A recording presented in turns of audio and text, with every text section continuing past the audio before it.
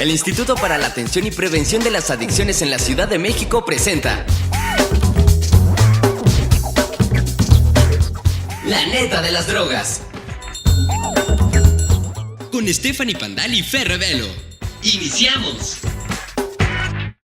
Hola amigos, esto es La Neta de las Drogas. El día de hoy hablaremos sobre el síndrome de déficit de atención con hiperactividad. ¿Y tú, eres hiperactivo? Soy Fer Revelo. Hola, yo soy Stephanie Pandal y para hablar de este tema nos acompaña la pedagoga Mónica Valdivia, especialista del YAPA. Hola Moni. Hola chicas. Hola, gracias por venir. Gracias. El día de hoy Mónica nos va a platicar de un trastorno que afecta a muchas personas, pero algunas ni siquiera saben que lo tienen. Se trata del déficit de atención con hiperactividad. Mónica, ¿nos puedes explicar qué es esto? Bueno, el trastorno de déficit de atención con hiperactividad es un trastorno del neurodesarrollo.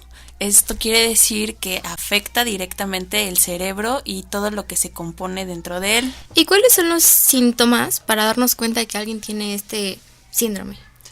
Principalmente la poca o nula atención que los chicos, los niños, niñas y adolescentes pueden prestar como a una situación.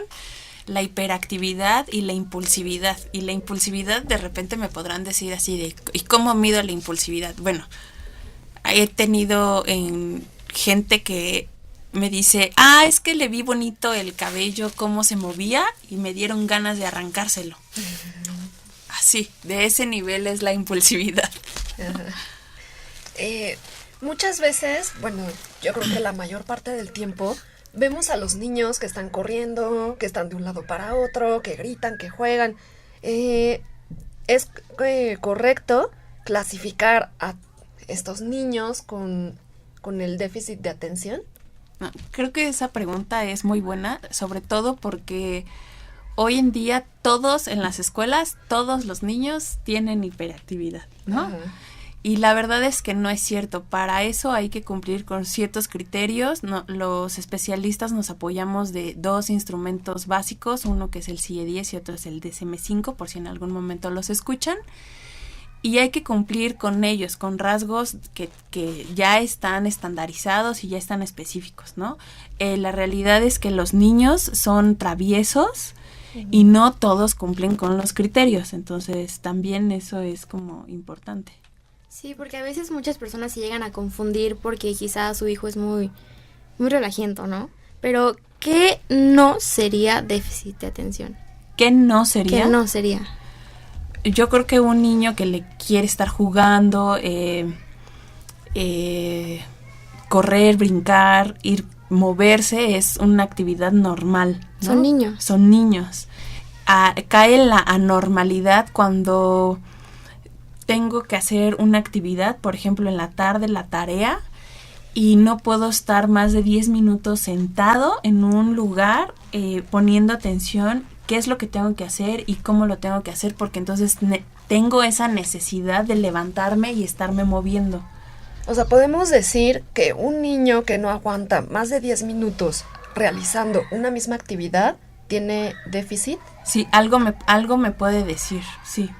Sobre todo si yo estoy viendo que no pone atención y le estoy explicando las cosas y de verdad no me pone atención, ahí estoy detectando que el niño, el menor, tiene ¿déficit? No, inatención, ¿no? Okay.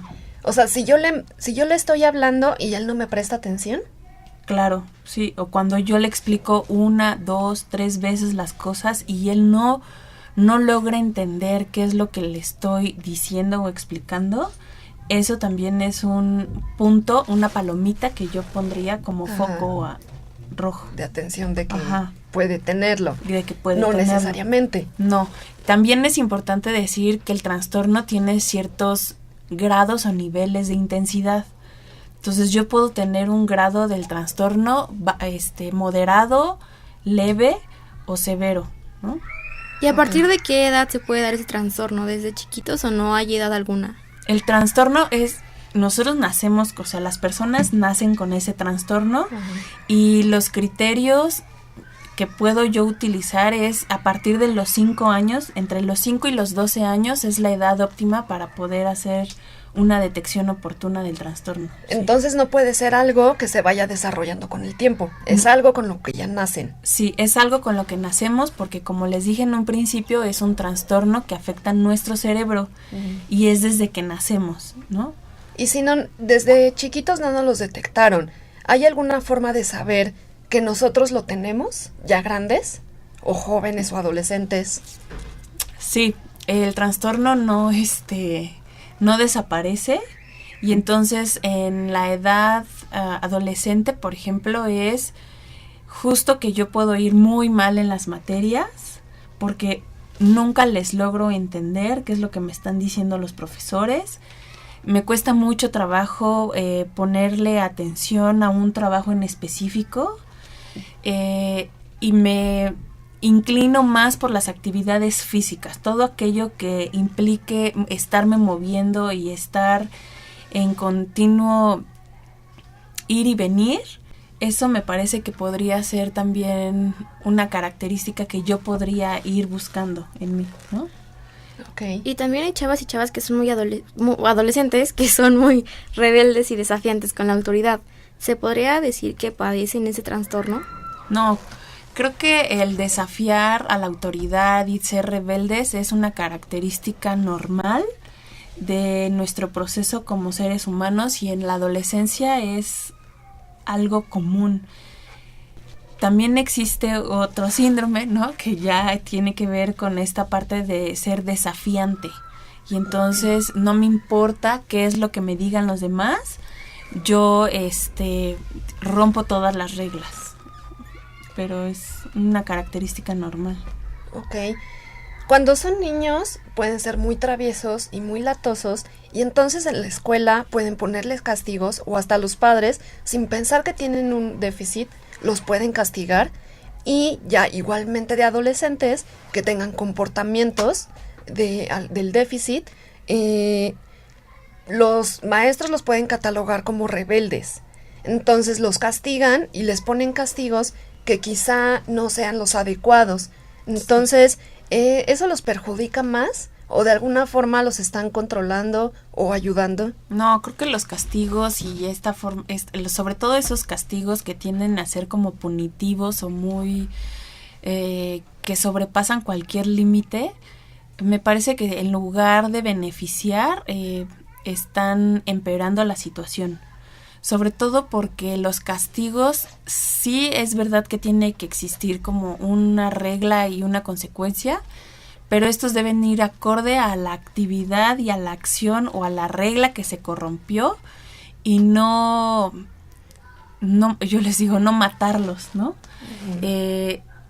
Incluso habría que hablar con ellos para explicarles por qué se les está asignando esa consecuencia o castigo, si lo queremos ver así, porque en ocasiones tampoco sabemos qué es lo que está detectando esta situación, o sea, ¿por qué fui yo acreedora a ese castigo? O sea, ellos ven los castigos, lo ven de manera diferente o ven de manera diferente la vida. Sí ven diferente la vida porque una es algo que ellos no pueden controlar.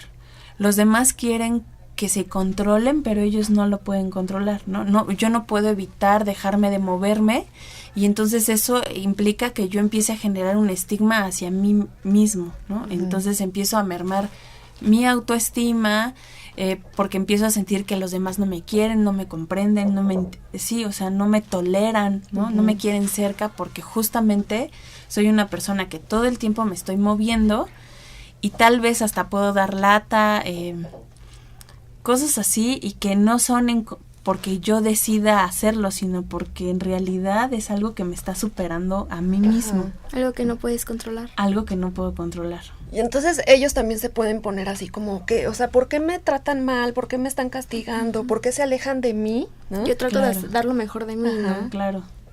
Y entonces, la verdad es que es un tema que tiene poco en el que se ha hecho, por lo menos aquí en México, acciones de sensibilización, porque todo mundo, les decían hace rato, ¿no? Todo mundo son niños hiperactivos, cuando no es verdad, y entonces aquellos que lo son, tiendo a ponerle la etiqueta.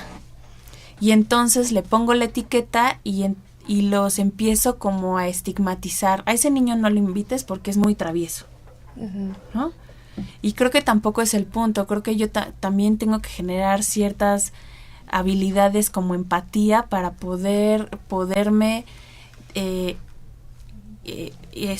relacionar con esa otra persona. Y cuando te refieres a empatía, ¿qué significa? Sí, ponerme en los zapatos del otro y saber cómo se podría sentir el otro cuando yo no lo quiero invitar y él está viendo que va a asistir todos los chicos del grupo, ¿no? Entonces, ¿crees que es necesario que se eduque a todos sobre el déficit para que todos sepan si algún compañero tiene este trastorno y en vez de perjudicarlos lo ayuden? Sí, me parece que eso es importante y empieza la educación desde casa, desde los propios padres de familia, que entiendan que es un trastorno que no se cura como la gripa, sino que es algo que me va a estar acompañando el resto de mi vida y que entonces yo necesito un apoyo doble o triple, ¿no? En la escuela por parte de mis maestros, para que entonces ellos puedan adecuar algunas clases y yo pueda entender qué es lo que estoy viendo y cómo hacerlo de distinta forma. Oye, Mónica, entonces, ¿esto no se cura? No se cura. ¿Nada se puede ¿Se tratar? controla o Sí cómo se es? trata, de hecho existen médicos especialistas que en este caso son los neuropsiquiatras que hacen unos estudios específicos para determinar que yo tengo esa enfermedad y ellos son los que me dan un tratamiento. Es verdad que con ayuda del tratamiento, un apoyo psicológico, apoyo pedagógico y dentro de la escuela, yo desarrollo habilidades que van aminorando el trastorno de tal manera que cuando yo sea adulto, no sea esta persona impulsiva, llena de hiperactividad, ¿no? Sí. Pero no es algo que se cure, siempre está presente. Ok. Nos mencionabas que es a los hombres a los que suele o que tienen más probabilidades, ¿no? ¿Por qué sucede esto? ¿Por qué tienen más probabilidad? La verdad es que existen estudios donde dicen que la forma física en la que tienen el cerebro es distinto.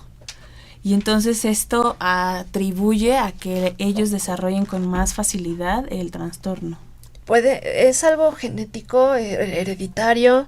Sí, recordemos que todos los trastornos mentales son de muy alta probabilidad de herencia, ¿no? Entonces el trastorno, si mi papá lo padeció, es muy probable de que yo lo padezca. Pero a lo mejor y también no se sabe si los papás lo tuvieron o los abuelos lo tuvieron, porque nunca se los detectaron, ¿no? Claro. Y al final, pues, tu hijo también puede tener eso y no saber ni por qué. Claro, sí, eso es importante. Entonces el que a mí no me lo hayan detectado no quiere decir que no lo tenga. Existen varios estudios donde se han hecho justamente la detección retrospectiva, es decir, yo una vez que soy adulto me pudieron hacer la detección de adulto que yo desde que era niño tenía el trastorno. O ya detectándolo en el hijo, se dan cuenta que ellos también lo eran, sí. Okay. ¿Y esto cómo nos afecta en nuestra relación con la familia, con la escuela y con la sociedad en general? Creo que principalmente las relaciones sociales, ¿no? Hay cosas que yo intento hacer o pretendo decir y no mido cuándo decirlas o cómo decirlas y literalmente me voy sin filtro, ¿no? Y tenemos que entender que la gente que tiene un trastorno de este tipo tiene que desarrollar ciertas habilidades sociales, de comunicación, ¿no? Incluso la propia autoestima. Ok. Bueno, Fer, ¿alguna otra cosa? Bueno, pues vamos a un corte. Esto está muy interesante, pero ahorita regresamos. Esto es La Neta de las Drogas. Con Stephanie Banal y Fer Revelo. Continuamos. ¿Por qué mi hermano cambia de humor de repente? ¿Por qué mi hermano falta tanto a la escuela?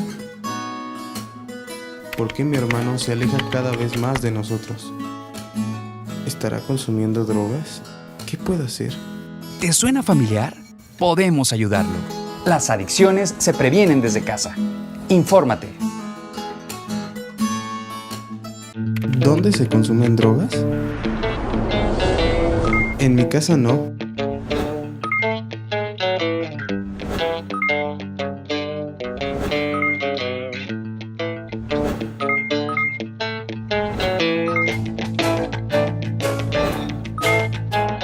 ¿Consumes drogas en tu casa? Ups, creo que sí. Las adicciones se previenen desde casa. Infórmate. Esto es La neta de las drogas. Con Stephanie Pandal y Fer Revelo. Ya estamos de regreso. Continuamos con el programa. Estamos platicando con la pedagoga Mónica Valdivia.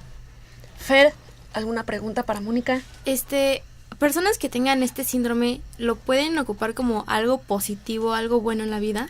Claro, ¿se acuerdan de Michael Phelps? El nadador. El nadador. Bueno, pues Michael Phelps era un niño, ¿no? Ya no es niño, pero es un niño que fue detectado con un trastorno de déficit de atención con hiperactividad, y cuando su mamá se dio cuenta de que él tenía ese trastorno, decidió meterlo a clases de natación. Y fue así como él, ese potencial que tenía, fue impulsado también por su mamá, y entonces en unas olimpiadas pudo obtener 11 medallas de oro, ¿no? Claro. Entonces, lo metió a clases de natación pensando en una actividad que a él le gustara. Que a él le gustara, pero que también implicara el gasto de energía, ¿no? Okay. O sea, que él pudiera hacer ejercicio y entonces pudiera estar de alguna manera controlado. Claro, porque aparte la natación y ya a nivel profesional nadan todo el día, ¿no? Todo el día están entrenando y Claro. después nadan y tienen que llevar un régimen también muy Alimenticio. disciplinado y Ajá, claro. Eso también es importante, y que creo que la alimentación, además del tratamiento farmacológico, nos ayuda mucho a controlar a estos niños que tienen el trastorno, ¿no? Porque entonces yo no puedo cargar mi dieta de carbohidratos, porque los carbohidratos necesitan gastar, Ajá. ¿no? Porque esos me generan energía, y entonces si yo soy una persona que no va a hacer ejercicio, tengo que bajarle un poco a los carbohidratos, a las papas, a los chocolates, a los pastelitos, cosas así. Claro. Porque entonces eso implica que yo tenga mucho azúcar en mi organismo. Ajá. Y tenga esa necesidad de gastarla aún más a mi trastorno. ¿Y qué otras actividades pueden hacer estas personas? Karate, incluso el hip hop, el rap, ¿no? El patinar, ya sea patines o patineta, cualquier cosa, me parece que es bueno. Lo que ellos más bien, y yo creo que no es la actividad en sí, sino lo que ellos decidan que son buenos, detectar e identificar en qué soy bueno, y eso potencializarlo para que entonces yo pueda ser el mejor. Okay. ¿Y qué tan frecuente es este trastorno aquí en la Ciudad de México? ¿Hay algún porcentaje? Cifras como tal casi no tenemos, sin embargo la Facultad de Psicología dice que este trastorno se ha duplicado en los últimos 50 años, de tal manera que tenemos alrededor del 12%, ¿no? ¿Y hay alguna probabilidad de que estas personas, estos jóvenes adolescentes, consuman drogas a causa de este trastorno? Sí, fíjate que el medicamento en estos chicos está muy cuestionado. Los papás, cuando detectan que el niño y saben que el niño tiene el trastorno de déficit de atención, van con el neurólogo, y el neurólogo o el neuropsiquiatra les dice que tienen que darle medicamento. El medicamento inmediatamente les dice los va a volver adictos. Y sin embargo, esto no es cierto. Existen un montón de estudios donde los medicamentos han sido sometidos a distintas pruebas en distintos individuos, y dicen que no, la prueba dice que no me voy a volver adicto. Al contrario, si yo no tomo el medicamento, mi cerebro está requiriendo de algunas sustancias, por así decirlo, que entonces cuando yo empiezo a crecer y pruebo las drogas, me puedo enganchar. Entonces, ¿este síndrome te puede llevar a consumir drogas o volverte adicto a algo? Sí, si no es oportunamente diagnosticado y tratado como tal, entonces mi cerebro tiene la necesidad de algunas sustancias y entonces esas sustancias las puedo encontrar en las drogas. Existen también muchos estudios donde dicen que los niños que tienen trastorno de déficit de atención y que no fueron diagnosticados y tratados oportunamente son principalmente consumidores de marihuana y de cocaína. ¿Pero por qué motivo? Porque entonces la droga lo que está haciendo es automedicarse, por así decirlo, y no está cumpliendo la función que debería de cumplir el medicamento, que no tiene un potencial adictivo, entonces lo está haciendo la droga. ¿Sí me explico? Ok, pero, o sea, ellos la empiezan a consumir porque ellos se sienten bien de consumirla y entonces les baja la hiperactividad. Sí, eso ocurre, ¿no? Y entonces se dan cuenta que eso los ayuda. Que eso los ayuda y entonces empiezan a consumir porque ellos empiezan a automedicar, por así decirlo. Pero a la larga les viene afectando. Claro, les porque perjudica. entonces puedes desarrollar otro o sea, como comorbilidad psiquiátrica, ¿no? Claro. Entonces tienes el consumo de sustancias, Ajá. el trastorno de déficit de atención, más lo que se acumule. Claro. ¿Y qué pasa si no se trata este déficit de atención con hiperactividad en la niñez? ¿Me empeora con la juventud o cuando creces? El trastorno pues sigue estando ahí y finalmente lo que más impacta son mis habilidades sociales y el desarrollarme óptimamente con los demás, ¿no? Todo me cuesta más trabajo, la escuela, los amigos, los papás, ¿no? Porque además tengo como este estigma y esta etiqueta de es muy travieso. Entonces, creo que además sí tenemos muchos puntos que se pueden ir detectando y tenemos hasta los 12, 14 años para detectarlo oportunamente y entonces hacer un tratamiento adecuado. ¿Y de qué forma se puede apoyar en la familia y en la escuela a una persona que tiene déficit? En el caso de en la familia, creo que es importante establecer los límites, reglas y consecuencias entre todos los integrantes de cómo es de que se va a dar la dinámica familiar. Y entonces, literalmente hacerme responsable de mis cosas, ¿no? Dentro de casa. En la escuela es importante que los maestros y los compañeros sepan, porque la maestra o el maestro es quien me va a apoyar a hacer una modificación en la forma en la que ellos dan su clase, para que a mí se me vuelva mucho más fácil, pueda yo captar su atención y entonces salir adelante en las materias. ¿Y pueden estar en cualquier escuela o es importante que estén en escuela especial? No, creo que pueden estar en cualquier escuela. El punto importante es que la escuela también realice estrategias para incluirlos en ellos y hacer una modificación en sus clases. Oye, Mónica, incluso hay gente que llega a presumir que tiene hiperactividad, pero solo porque hacen muchas actividades o siempre traen energía. ¿Pero realmente lo son? Pues no, o sea, todos somos hiperactivos, hace rato les decía, ¿no? Todo mundo hace muchas cosas al mismo tiempo, pero tengo que cubrir con ciertos criterios que marca el DSM-4, el DSM-5 y el CIE-10. Ok. Y si yo tuviera un hermanito, un primo, o algún familiar, alguien cercano, o si tengo un amigo con este síndrome, ¿cómo le puedo ayudar? Creo que principalmente es tratar de entenderlo, ¿no? Cómo es de que él se siente,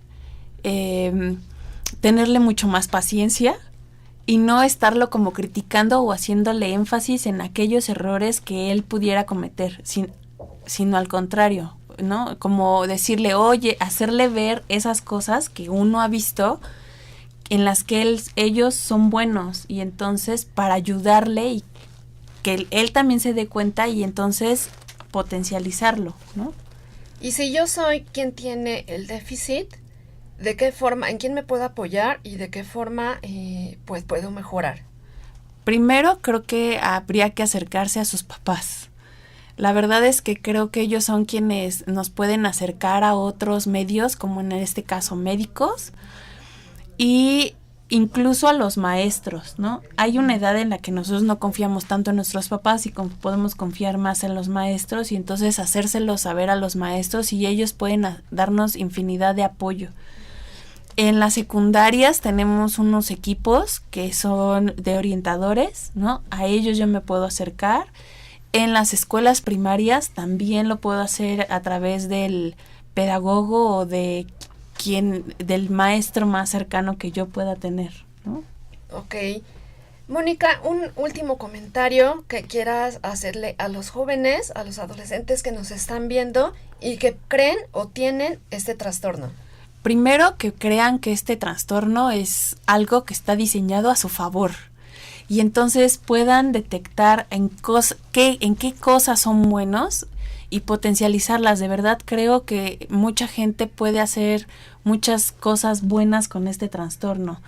Uh-huh. Y no creer que son los niños traviesos, los que nadie quiere a su lado, ¿no? Porque entonces dan siempre mucha lata. No, creo que ustedes son mejores, que pueden verlo así como yo puedo ser mejor que alguien más. Claro. Y ocupar eso a mi favor.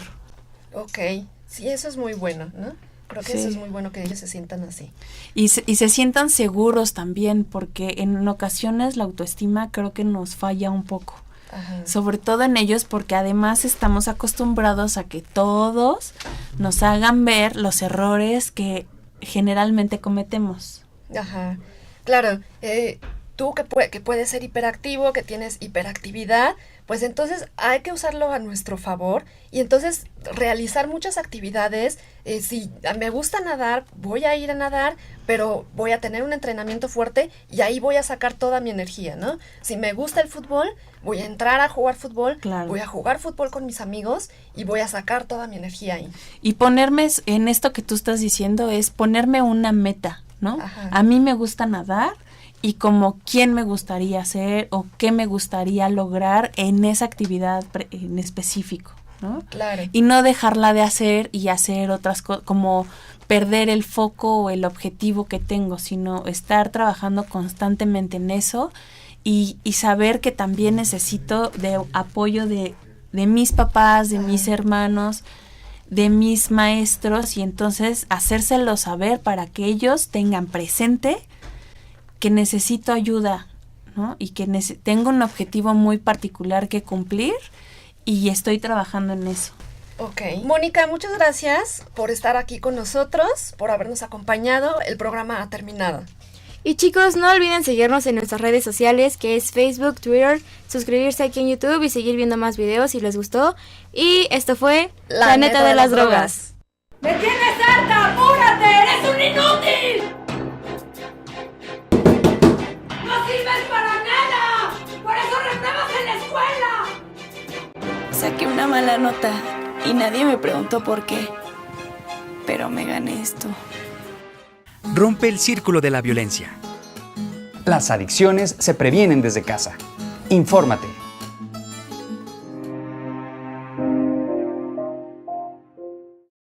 Hola, hoy vamos a hablar sobre cosas que hacemos para divertirnos. Si hay fiesta, lleva alcohol. Mucho alcohol. Eso sí, después de un buen trago, un buen tabaco. O algo más. Total, ya andamos enfiestados, ¿no? ¿Qué les pasa? Tú decides a dónde los quieres llevar. A través de tus acciones, tú decides el ejemplo que nos quieres dar. Las adicciones se previenen desde casa.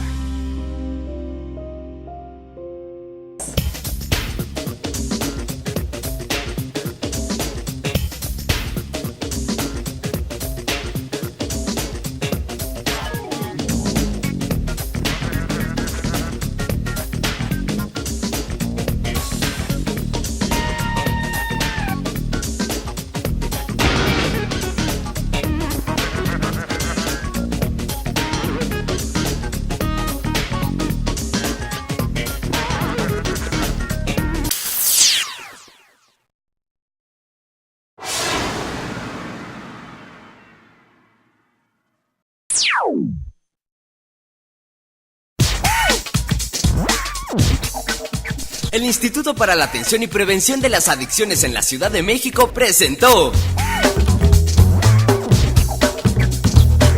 La neta de las drogas. Con Stephanie Pandal y Fer Revelo. Hasta la próxima.